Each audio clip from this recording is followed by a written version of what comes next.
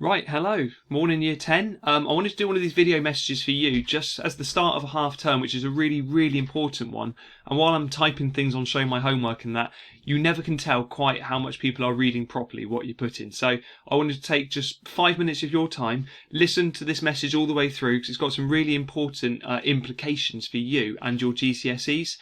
Because we are starting this half term, this 8-week half term, and it's a chance for us to really get some good work done. Up until this point, you have done everything you need for your English language GCSE. You've been taught that in the classroom, and you've done everything you need for your English literature GCSE, apart from one thing, and that one thing is Macbeth. I think the hope was maybe to try and hold off for that for the year 11, but it's been decided that now is a good time to do it, and I completely agree with that. It's one of my favourite things to teach. It's really, really important. It makes up about 20% of your entire literature GCSE is Macbeth. Therefore, the work you're going to do at home over the next few weeks is super important. While some of you may be going into school, some of you may be making choices about not going to school, however it happens, the work is still there and the work still needs to be done. So what I'm doing is I'm going to be doing my best to make sure that you get the best shot at doing really well at Macbeth. But what I need is you, and you personally, to do your best with this as well. There's a mixture of people in our class. Some of you, this message will be going and you'll be going, yep, I would have done that anyway. And for some people, it hasn't been going quite so well with the quality of some of the work. Although by and large, I've been very impressed with some of it. Key things I need to tell you right now before I just show you some things online as well. So thing number one is, as I've made notes on showing my homework, it's really, really important that you keep all of this work safe somewhere together. If you're working on paper, start keeping a filing system and keeping things in order, because we're going to work our way through a play in order, so therefore make your notes on that play in order as well. That'll be the thing. Or if you've got a book or something that you can get hold of to write in and make that your Macbeth book, that would be absolutely brilliant as well. My understanding is that you guys, you may have received this already, or it may be happening soon, but you're going to be sent a revision guide, I believe. It's not this one as such, but basically a revision guide which has got the play and a copy of the play in it. So basically you can work through that and use that to read the play. Now, what we're not going to do is sit here and read it bit by bit. But what I have done, as some of you will be aware, is I have created some YouTube videos. In fact, I'm just going to show you some on the screen right now. So this is how it looks for me. But basically, I've gone through and I've started breaking all of the scenes in Macbeth down and putting them into video by video by video. So whereas we would have read those in class together, in fact what we're going to be doing here is you're going to be watching that, and then each video contains some questions which allow me to see how much you've understood. And every so often I'm going to throw in a quiz on showing my homework as well, just to see how much you're understanding. So that's the first thing I wanted to say to you. Other things I was going to point out to you as well. So this is going to be really useful on Google yourself. So if you go on BBC, or if you go GCSE, BBC Bite Size, as you would, and then if you type in Macbeth, what will come up, hopefully, if I click on the first one that comes up, will be something that looks a little bit like this. So firstly, that'll be really useful. Plot summary. There's going to be videos which take you through it as well. The homework I set for you, which you should be seeing from today's Tuesday when you watch this video. For Monday's work, I set the animated tales. It's a half-hour version of the play, so they've taken some bits out, but it basically teaches you the main ideas of it. Make sure you watch that.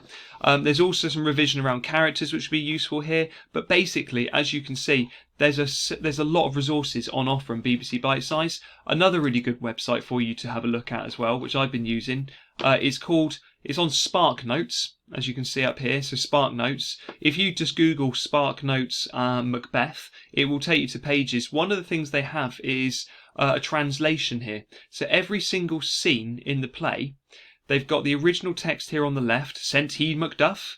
Did he tell Macduff to return to Scotland?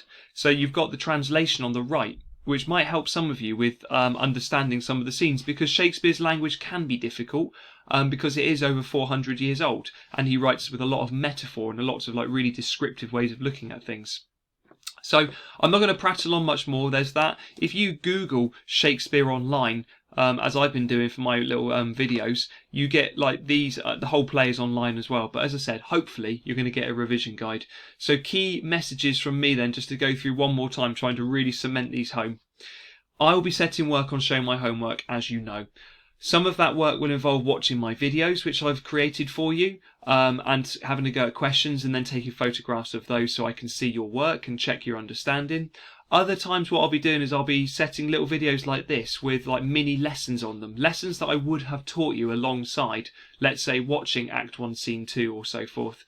So just keep an eye on that. Make sure you're organised with your notes. Make sure they're really good quality notes. Make sure your work anyway is good quality, of course. But as I said, 20% of your GCSE, I've never had it, and I don't think any teacher has ever had it, where we've had 20% of someone's GCSE is being taught to them while they're at home.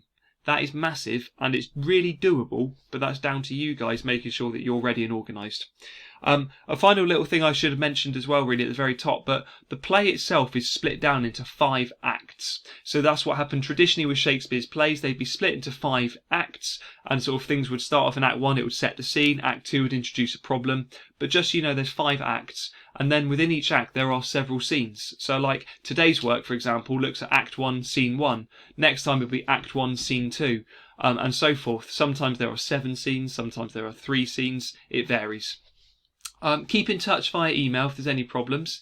I have got some parents' email addresses now, so I can start contacting home should there be a need to encourage you to make sure you're working at home. But above all, Year 10, do your best, because it's very likely that the next time we see each other, you will be a Year 11. And hopefully what you will have is a stack of really good quality notes for everything you've done, including the poetry that you've been doing at home. So keep all of that very, very safe. And when we see each other again, hopefully be in September, start of September, we'll be ready to roll and hit Year 11 with the ground running. And you'll have, how long will it be? It will be about 7 or 8 months left of school by the time we see each other again, which is quite a scary thought, isn't it? So thanks for watching this video all the way through, and goodbye Year 10.